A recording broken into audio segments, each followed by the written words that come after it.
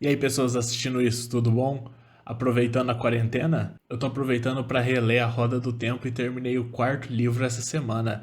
E pensei que já era a hora de eu começar a fazer resenha sobre os livros, né? Então vamos começar com esse vídeo de hoje, uma resenha do Olho do Mundo, o primeiro dos 14 livros da Roda do Tempo. Para que todo mundo possa ver esse vídeo, eu vou dividir ele em duas partes. A primeira sem spoilers, em que eu vou focar mais no geral da trama, sem entrar em detalhes, nem dar spoiler de nada que acontece. E a segunda parte com spoilers, que eu falo do que eu gostei, que eu não gostei, melhores, piores partes, etc e tal. Beleza? Vamos começar então. O que eu posso falar sem spoilers do Olho do Mundo? Primeiro lugar, para começo de conversa, que é um clássico da fantasia bem executado, sabe? Ele tem muito dos elementos clássicos de fantasia e muito dos arquétipos que outros livros de fantasia utilizam também. O primeiro um terço dele é muito parecido com O Senhor dos Anéis, sabe? Uma vila no interior e aí uma figura mística surge e arrasta jovens para uma aventura. Bem parecido com O Senhor dos Anéis mesmo, sabe? A forma não é muito original da história, pelo menos nesse primeiro um terço, mas o conteúdo dela é, sabe? Então, tipo, a mesma forma que O Senhor dos Anéis usou, que já não era uma forma original naquela época, O Olho do Mundo também usa. É uma forma clássica, como eu falei, da fantasia e de outras histórias também, né? Até Star Wars usa. E por ser uma forma clássica, é uma forma bem sólida para se apoiar, sabe? Para construir o alicerce a partir de onde você vai construir a sua história. Então, esse primeiro um terço é bem parecido com O Senhor dos Anéis mesmo em forma, mas em conteúdo o Robert Jordan cria um mundo muito original, muito bem povoado, construído, a relação dos personagens, as nações, tudo, os costumes, é muito bem construído. Nesse primeiro um terço a gente não consegue ver tanto, porque ainda é inicial, sabe, nessa vila e na fuga dos jovens, assim como o Merry, Pippin, Frodo e Sam saem fugidos do condado, até eles encontrarem o Aragorn no Pônei Saltitante. Pônei Saltitante faz muito tempo que eu li O Senhor dos Anéis, não lembro exatamente, mas acho que era. Em Bree, né? Bree. Mas enfim, mesmo essa parte já tem muita coisa original e muita sutileza, sabe? O Robert Jordan, ele é um escritor muito sutil.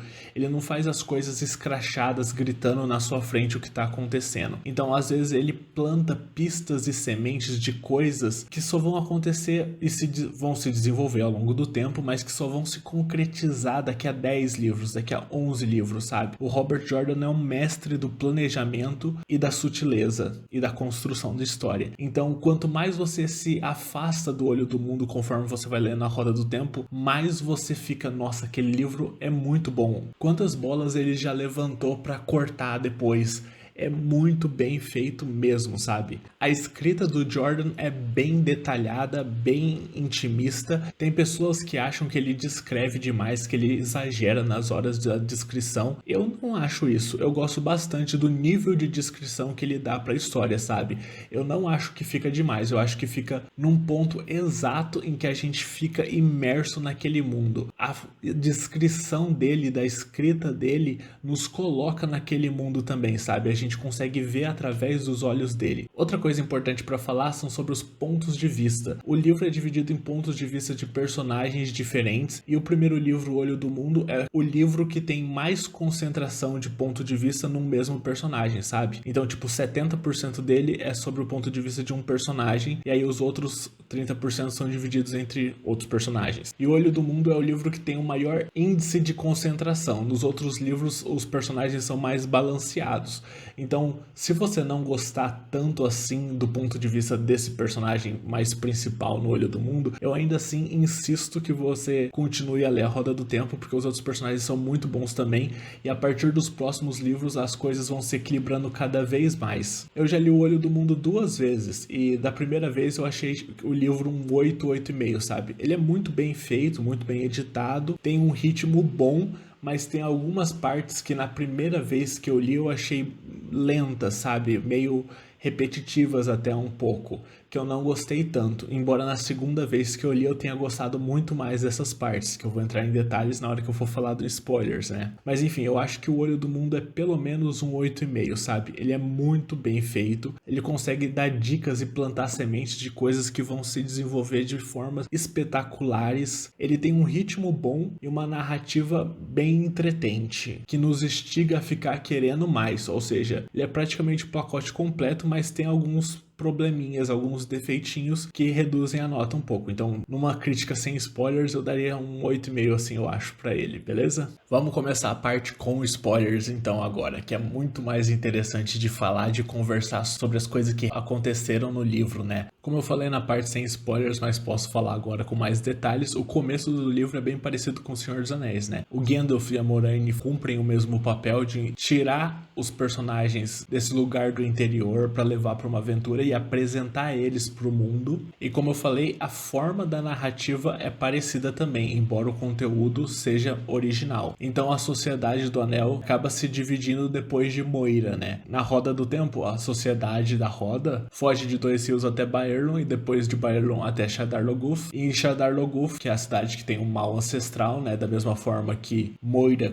tinha o Balrog, em Shadar Logoth tem o Mordred, o Machadar. Depois disso eles se dividem, mas aí a partir desse ponto a Roda do Tempo, o Olho do Mundo fica completamente original. Introduzem muito mais coisas, fica realmente mais acelerado e mais original. Mas também na primeira leitura que eu tive do livro, foi essa parte entre Shadar Logoth e Caemlyn que eu achei a parte mais cansativa, mais repetitiva, mais chata. Na primeira vez que eu li, quando o Rand e o Mat estão na estrada e que eles visitam uma estalagem, tocam lá em troca de comida e um lugar para dormir, são perseguidos por amigos das trevas e fogem. Isso se repete tipo umas 4 vezes, umas 4 estalagens.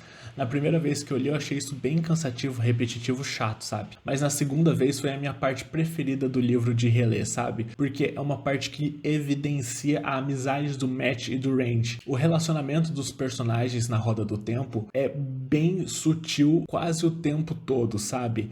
Então, depois do segundo livro, assim, o Rand e o Mat se distanciam um pouco mais.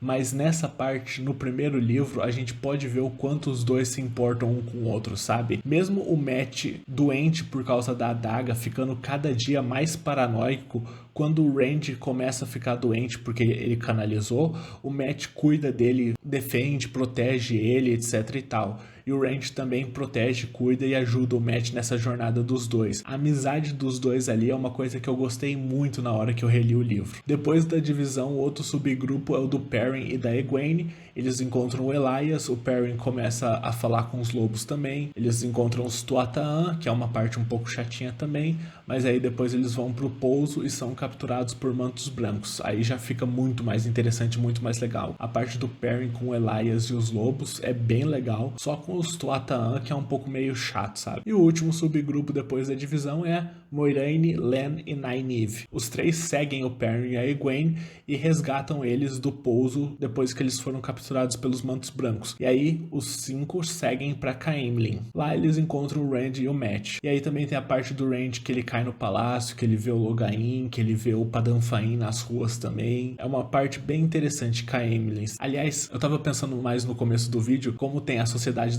do Anel e a Sociedade da Roda do Tempo mesmo. Mas a da Roda do Tempo tinha 8 membros e a do Anel 9. Mas aí depois eu percebi que as duas têm 9, porque eu tinha esquecido do Loial, que o Rand e o Mat conhecem e depois o resto do grupo conhecem em Caemlyn, né? Eles partem de Dois Rios com 8, mas o Loial se junta à equipe e o Tom é atacado por um Myrddraal em Ponte Branca e a gente não vê ele depois disso. Mas ainda assim dá pra falar que a sociedade tinha 9 membros também, né? Interessante, não tinha me dado conta disso até agora. E aí depois que os 8 se reúnem em Caemlyn, eles seguem pelos caminhos até Faldara, de Faldara para Praga, Olho do Mundo, Batalha do Olho do Mundo, uma parte super complicada, aliás, também, que é um problema do livro 1, mas um problema interessante, porque, como eu falei na parte sem spoilers, 70% do livro é sobre a perspectiva do Rand, Então às vezes o Rand faz alguma coisa que ele não entende muito bem. E nessa parte do Olho do Mundo, quando ele canaliza conscientemente pela primeira vez, ele vê e faz coisas sem entender muito bem o que ele vê e que ele tá fazendo. E como a gente tá na perspectiva dele,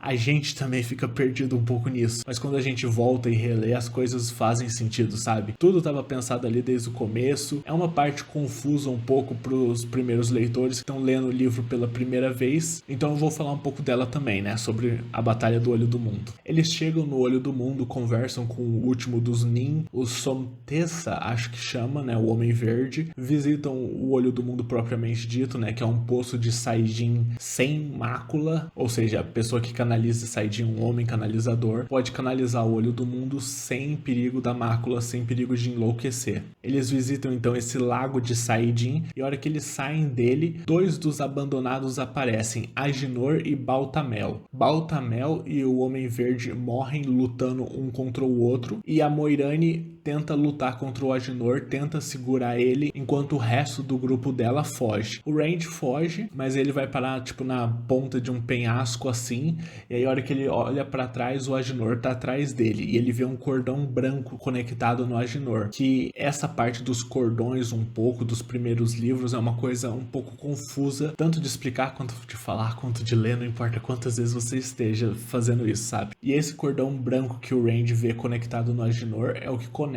o Aginor no Olho do Mundo, né? O Aginor tá absorvendo o Saiyajin do Olho do Mundo, tá canalizando ele. Aí o Rand também começa a canalizar o Olho do Mundo, começa a absorver Saiyajin do Olho do Mundo, e como o Aginor quer o Olho do Mundo só pra ele começa a tentar absorver cada vez mais do Olho do Mundo, cada vez mais Saiyajin, e ele acaba se matando nesse processo. Ele absorve muito mais do que ele é capaz sem ajuda e acaba morrendo. Diante disso, o Rand abre um portal e viaja pra garganta de Tarwin, que é onde tá acontecendo uma batalha entre Shienar e as criaturas das trevas, Trollocs, Myrdrais, Drakkar. E aí o Rand chega lá viajando, né, que é quando você abre um portal direto por um lugar, e aí ele destrói grande parte dos Trollocs, Myrdrais e Drakkar. E aí os Shienarianos fazem uma última ataque de cavalaria assim e conseguem derrotar o resto deles. E aí o Rand abre um portal para deslizar. Essa é uma parte que eu me toquei só quando eu tava relendo o quarto livro, porque o Rand desliza em um momento do quarto livro. Mas deixa eu explicar primeiro um pouco o que é deslizar, né? Deslizar é quando você abre um portal para um nada, que é um espaço entre os espaços. É uma totalidade preto assim, só nada existindo. E aí com o seu pensamento você consegue tipo imaginar uma plataforma, e aí essa plataforma desliza nesse espaço até você chegar no ponto que você quer chegar, e aí você abre um outro portal e sai de volta pro mundo real, sabe? E esse espaço de deslizar, esse espaço preto, a distância nele é mais curta do que no mundo normal, então você chega muito mais rápido do que cavalgando ou qualquer outra coisa, sabe? A vantagem de deslizar e viajar, não vou entrar em detalhes aqui, mas o que o Rand faz no Olho do Mundo é isso. Só que ele não cria uma plataforma e desliza nela. Ele imagina uma escada e aí ele, tipo, em vez da escada deslizar ou qualquer coisa, ele caminha pela escada mesmo, ele sobe a escada até ele chegar no lugar que ele quer, que é o covil do Ba'alzamon. E aí lá ele enfrenta o Ba'alzamon, outra parte bem complicada, porque ele vê um cordão preto conectado no Ba'alzamon. E aí o que é esse cordão preto, o que ele faz, é uma coisa bem difícil de definir. Eu não vou fazer isso aqui agora, mas é importante. Um pouco do que ele é, você vai entendendo mais nos próximos livros também. Mas o importante é que o Rand, ele corta esse cordão preto que estava conectado no Ba'alzamon e tira um raio no Ba'alzamon e acha que matou ele. E aí ele volta pro Olho do Mundo, a gente não sabe como também, né? Ele simplesmente acorda de volta no Olho do Mundo. Então me faz pensar algumas coisas sobre as propriedades do Olho do Mundo, né? O Olho do Mundo ligado com Tel'aran'rhiod, porque a gente consegue encontrar coisas em Tel'aran'rhiod de acordo com a nossa necessidade e de acordo com a necessidade da pessoa que você acessa o Olho do Mundo também, né? Então o Olho do Mundo faz parte de Tel'aran'rhiod ou não, é um pouco, tenho minhas teorias sobre isso, mas não vou fazer isso nesse vídeo. Mas então, o Rand acorda de volta no Olho do Mundo, volta lá pro grupo Moiraine, Egwene, Nynaeve, Perrin, Mat e Len, e aí do Olho do Mundo eles voltam pra Faldara, blá blá blá blá blá blá blá. A Moiraine tem certeza agora que o Rand Randy é o dragão renascido, né, que ele canalizou o olho do mundo, e o livro acaba com a Moiraine ouvindo a conversa do Randy com a Egwene e falando que o dragão renasceu, as profecias estão se concretizando. E aí o livro acaba, um final bem intenso, sabe, a batalha do olho do mundo, tudo, um final confuso também, mas ainda assim um livro muito bom.